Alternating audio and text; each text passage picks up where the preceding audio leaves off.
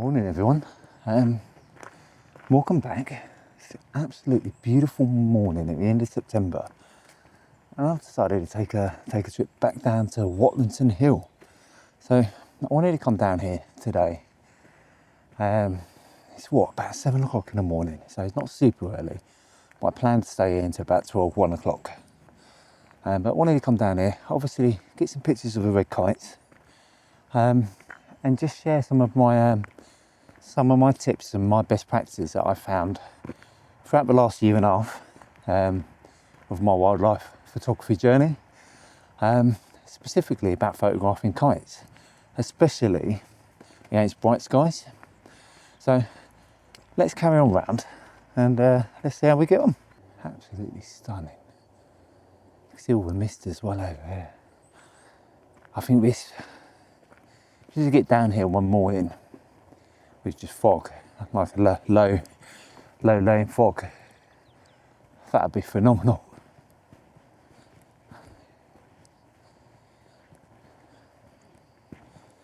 I'm yet to, I've heard if you get here really early, there's loads of deer around here, and you can sometimes catch them up here. So I did trying to keep my voice down, because I came down here probably about 4 weeks ago to do a video, and it didn't go to plan. It was a bit of a wash. I came down on a day which was, I misjudged the wind, and it was incredibly windy, and it was like too windy for birds. But I'd sat down and I just started talking to do one of my talking segments. Because you know, this green woodpecker flew out the bush, scared the absolute crap out of me. And it's like, okay, keep that in mind going forward. Keep your voice down. So, but yeah, it's just, I just love this. Look at that view.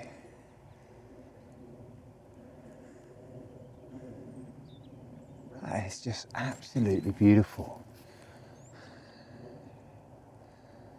And right all the way across, right over back, you've got this like low laying mist, which is just stunning. There's clouds as well. What an absolutely beautiful morning. It's not too cold, not too warm. It can't even feel a breeze. So yeah, we're going to be up here for a while today. Just to relax and see if we get lucky with any kites. But yeah, let's carry on around and see if we see anything. We've got some deer down here. He spotted me. He's a mile away.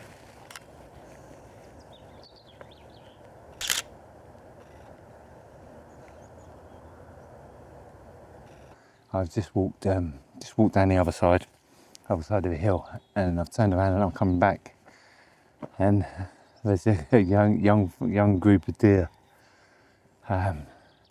just literally one by one came by just in front of me, just through this area here, and they were stopping and looking at me, and then they disappeared off. Oh, absolutely amazing. But yeah, I think we're just gonna sit up here on the top of the hill for a little while, and just see what appears while we're waiting. But yeah, I'll throw these pictures of these deer up now. Yeah, amazing.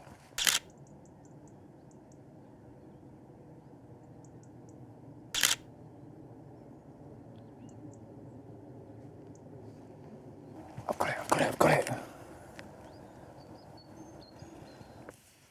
So that was absolutely amazing. So from the last time I came down here and that green woodpecker scared the bejesus out of me, I've heard it this morning a couple of times of, well, what I thought was a green woodpecker, because their call's quite distinctive, right? And I'm like, okay, so I've gone down and I'm walking down the other side of the hill, and I've just come back and I spot it as it flies across, lands in some bushes up there, and I must have fired off about 200 shots of this green woodpecker just floating around in the top of the trees. Managed to get some video footage. Very, very shaky though, because my luck, my tripod and my monopod are still in my bag. But now I'm just sat down on the grass in awe. Got a wet bum, don't care in the slightest. And I'm just going to sit here for a little while, have a coffee and take it all in, because that was absolutely amazing. I'll throw the footage up shortly.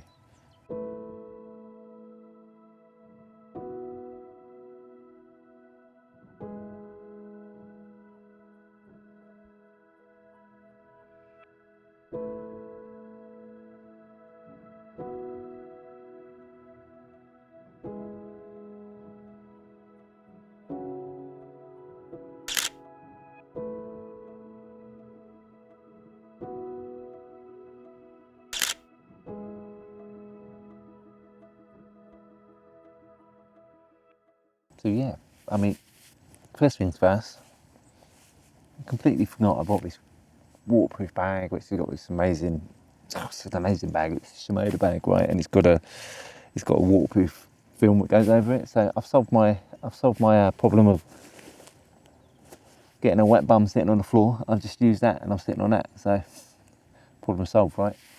But yeah, as I said this morning when I got here, I wanted to come down and do a video today at Watlington Hill about photographing big kites and some tips and tricks. So far, as luck would have it, yet to see a red kite. I can hear them though. They are miles away, but I have heard them. But obviously we've had this fantastic experience so far this morning with the deer. It was absolutely fantastic. I mean that about green woodpecker, which was just brilliant. And I think that probably comes to my number one tip, right? And it's a no-brainer.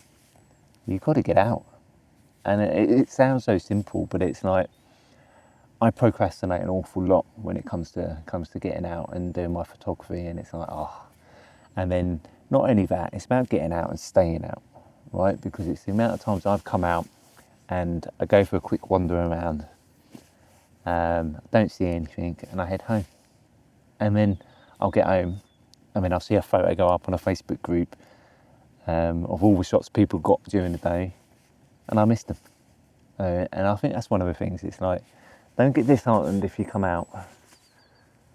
Sorry, crows. Thought there might have been kites.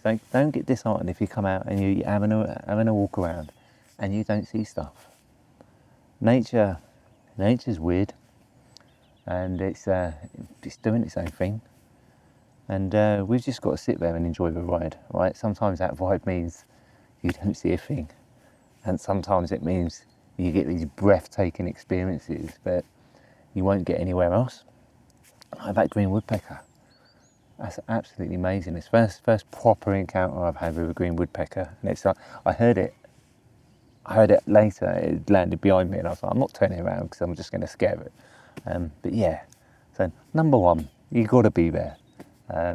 So instead of sitting there thinking about, I want to do it, or the weather's not quite right, or the wind's a little bit too high, get out there, because you miss every opportunity you don't take, right? But yeah, I'm gonna grab a coffee. I'm gonna sit here for another however long it takes, and then I might go for a little walk. But yeah, I'll catch you in a bit. Right guys, we're on the move. Just had a red kite fly overhead, literally about 10 foot above me as I'm sat down here. It's just gone into the bushes over there. So we're just gonna take a slow wander through, see if we can get anything.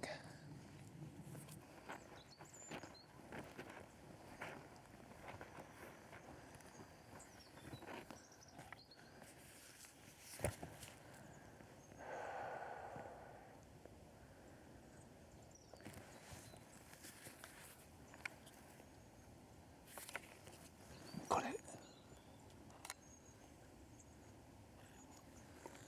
Got it right here. Guys, I'm so excited.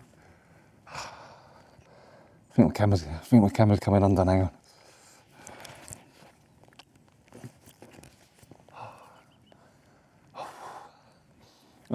Oh my God, I don't think I've ever got any photos like that before. Holy crap, excuse my language. Oh. Right, give me a second, let me compose myself.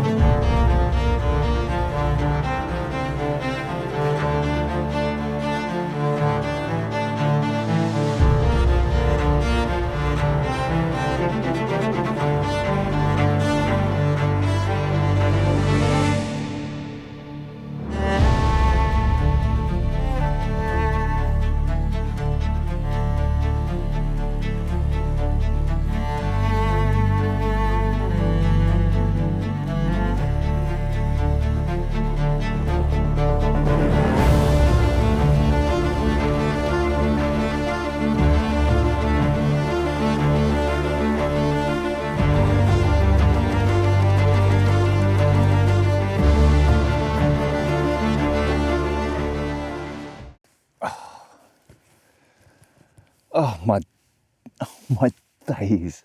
I just,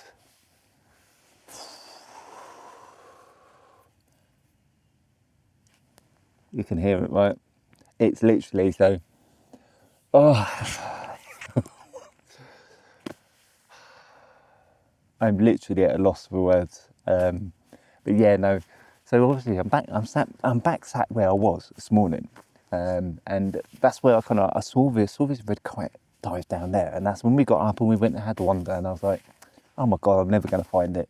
So I took a really slow walk down, circled all the way back, came back, and I thought I'll just have a look. And I kid you not, I was stood there and I was just stood there looking at all the little birds, and then I see this outline of this bigger bird, and I'm like, is that a kite? Lo and behold, it's probably that kite that dived down into there. Just literally flew overhead. I could have got some cracking shots of it flying overhead, but oh man, this is what it's all about. This is and this is kind of like, take your time, and it's like, sometimes it pays off and sometimes it doesn't, but for all of those times where it doesn't pay off, and believe me, there's a lot, that one time it does, pays for all of them.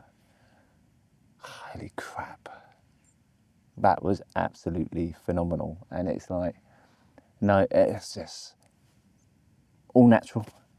Going to a place where I know kites are, and just hanging around and just watching them, seeing what they do and whatnot, and just trying my best to find them. And so when you find them like that, it's just breathtaking. And yeah, I'm gonna sit here, have a drink, and just chill now. I'm in no rush, right? It's now 10:15. I plan to hang around until lunchtime. Yeah. Oh my God. And it's like the first. It's like the first time all over again. It's just, I needed that. I'll catch you guys in a bit. But yeah, let's get on to tip 2, which I wanted to talk about. And is, again, guys, I'm no professional here. I've only been doing this for a year and a bit myself.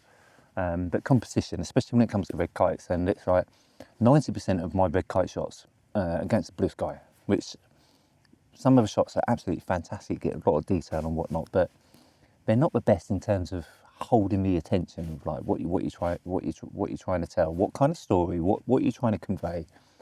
And I think if you do get those ones, which is there's nothing you can do, you've either got a grey sky or a blue sky, try to get your composition right. Use the rule of thirds, kind of like what, because it's like I see so many photos where it's just this massive red kite in the middle of a screen, and it's kind of like, well, yeah, it's a good photo, but there's no story there. So I always try to have like a lot of dead space before the bird, the way it's facing, so it kind of like looks like it's traveling in a direction, and that kind of like tells that story for me.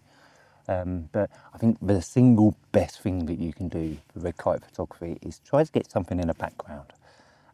So if I post up, I came here early in the year, and it's like one of my favourite shots ever was the red kite being chased by a crow. And if I post that up now, you'll be able to see here it's got the backdrop of all the hills and whatnot, and the crows and the red kites are having a little tizwaz, and it's just it's amazing. You can tell the drama that's going on there. But yeah, if you can get any kind of background into your red kite shots, I find they just make them so much more interesting. Just like the experience that we've had with that red kite there, some of those photos are going to be my best ever. Not because, one, I'm so close, and two, it's perch. You don't see many perch shots of red kites. If you search red kite on Instagram, I can guarantee you an awful lot of them will be a red kite against a blue sky. So yeah, try to keep composition in mind, and that's not just where you frame a bird. It's like what can you do with the backdrop? Can you make it stand out a little bit more? Can you capture more of the environment? Because it makes such a difference. But yeah, I'm gonna carry on eating my soup, and I'll catch you guys in a bit. Kid you not, I've stood here right for the last 10 minutes going over my next tip, and then my camera decides to turn off because I wasn't recording. So I was like, Jesus. But yeah, so for the next tip, and one that's really helped me an awful lot, is using custom focus areas on our cameras. And I think these cameras that we've got nowadays are amazing with all of their focus areas, their subject detection. But even still, with all of that kind of AI help and stuff like that, we're still asking our cameras on occasions to solve a puzzle. And it's like, especially if you've got you've got the wide area where you're asking it to pick up a bird in the whole viewfinder, and that bird's in the middle of a tree. So you're asking it to distinguish, and it's hard, and you're going to miss shots like that. So I run with a couple. So I have spot focus. I have a small square in the centre. Obviously, I have the wide one which goes all the way around. So that's normally my walkabout. And I think one of my favourites is I've got a long rectangle focus area, which is really good for birds in flight, or if there's a bird perched in a tree and I want to get a portrait shot, because it allows me a good way to get my composition. So have a play around with your focus areas, because they can really make a difference to the shots that you can capture. And then check your focus release settings as well, because you'll find in most cameras you've got when you press a shutter and you let go of a shutter, depending on how you've got it set up, I use back button focus. So I focus with my back button, and then I press the shutter. You can set it to release and take the picture when it's in focus, or release. So it will just shoot away continuously. I've got it it's called release priority. So I have it on that, and I found I get more shots which are sharp. Whereabouts when you have it on focus release, sometimes you miss the action, because as we know, sometimes our cameras fight for that focus, and where it might have been in focus, it's just not taking that photo. So I think release priority, try it. If you're using focus priority, switch to release, and I'd put money on you coming away with some shots that you're like, why haven't I caught these before? But yeah, we're gonna take a wander now, I think, because I've been sat here for a while. I can hear the kite and some other birds. It's getting a little bit warm, so I think I'm just going to throw everything back on as that woodpecker again. And it's gone. But yeah, cool. I'll catch you guys in a bit.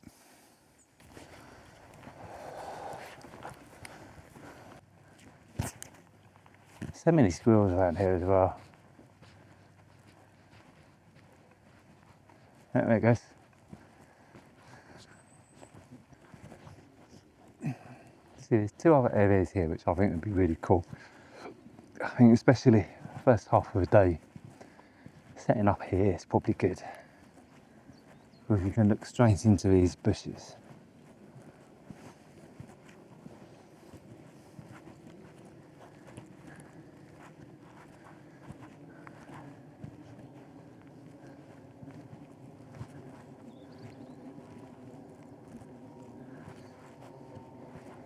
But I kind of like this hill as well over here, because you get to see quite a lot.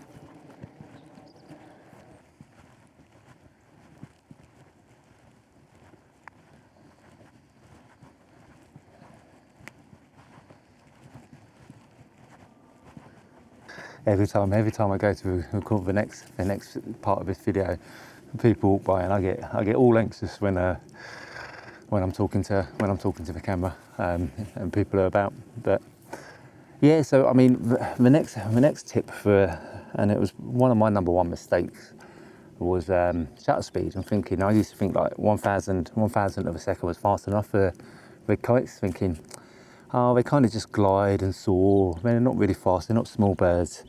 And it's like, I couldn't be further from the truth.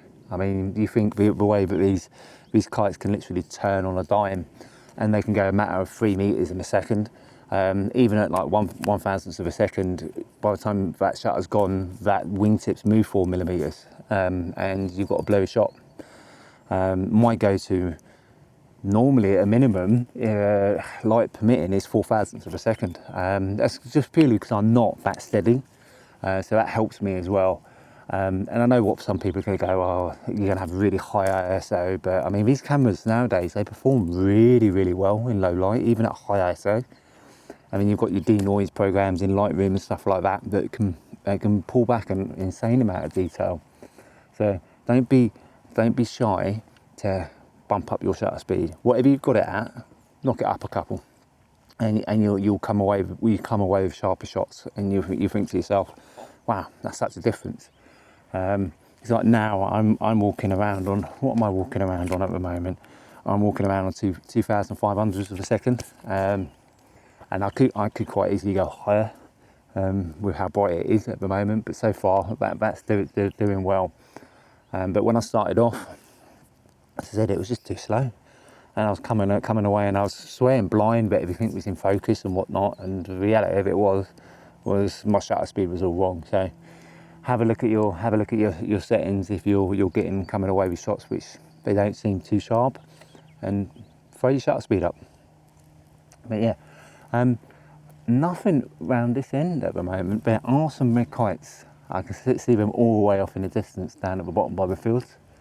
But I'm hoping they're going to make their way up here. But at the moment, what is it?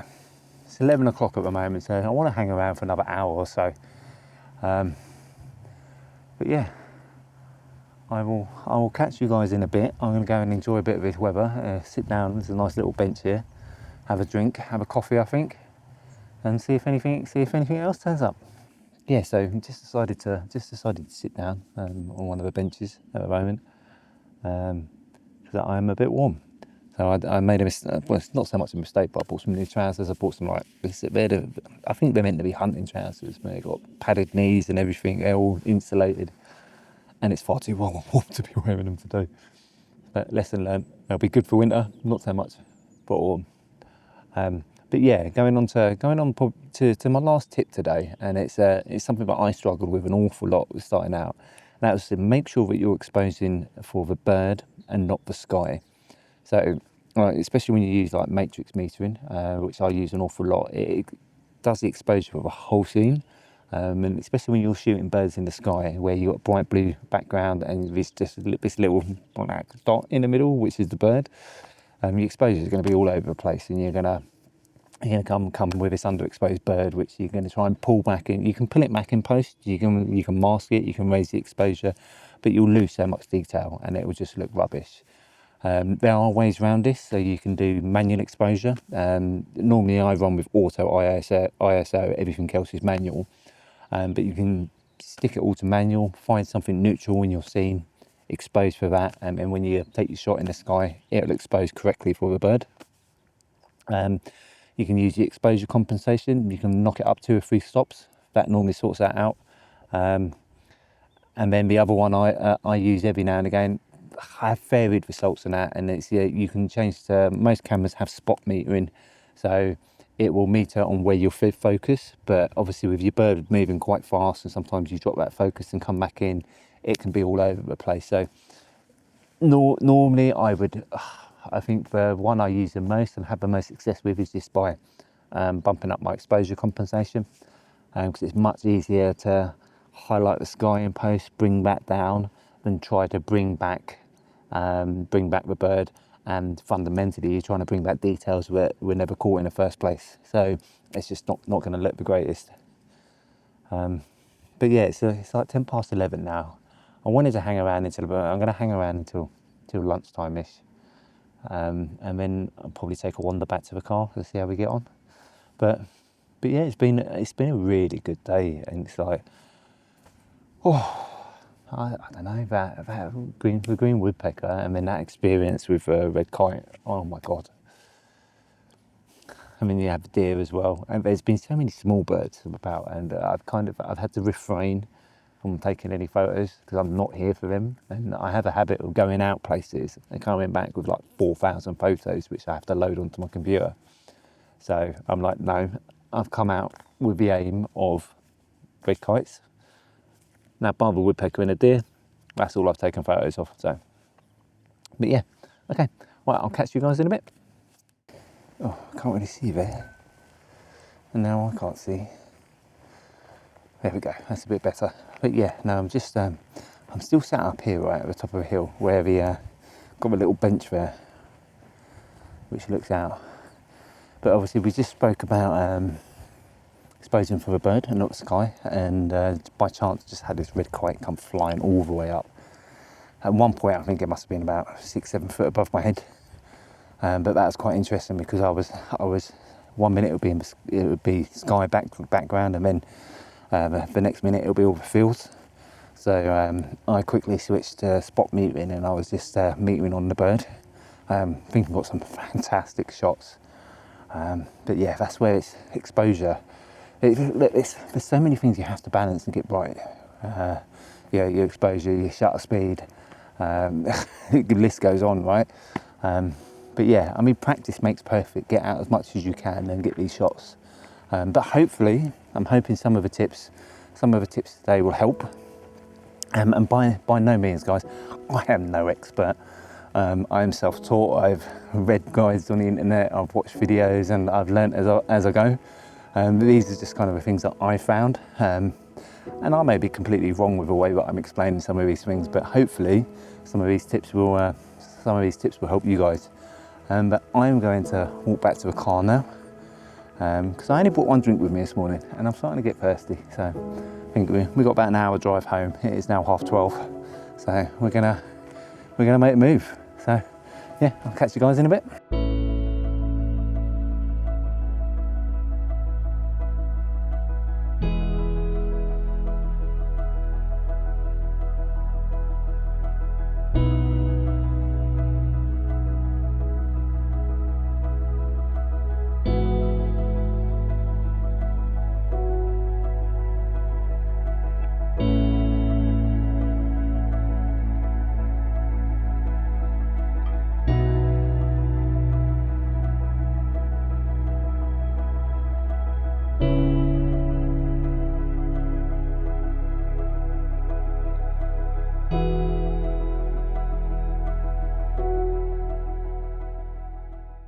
Oh my days, I am back at the car, and oh my God, it's got really warm all of a sudden.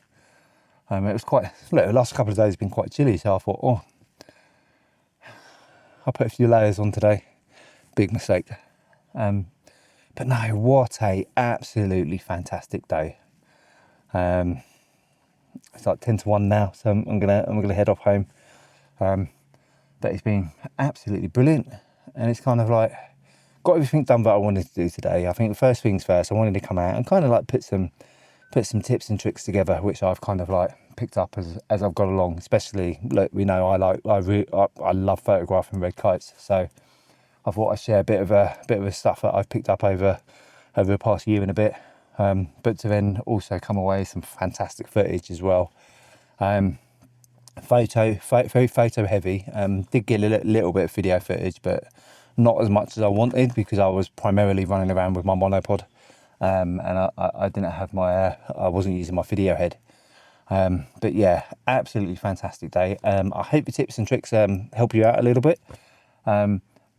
Love to hear any tips and tricks that you guys have got, anything that you found over your adventures. You know, what works for you, what doesn't. Please pop them in the comments. Always read the comments and always respond. And as always, guys, thanks so much for watching, subscribing, liking the videos. It means so much. And I think I'm out again this coming Sunday. I'm going down to Richmond Park to photograph for stags and the rutting season. So that'll be a first for me. So that's going to be really cool. So until next time, thanks so much for watching. Bye-bye.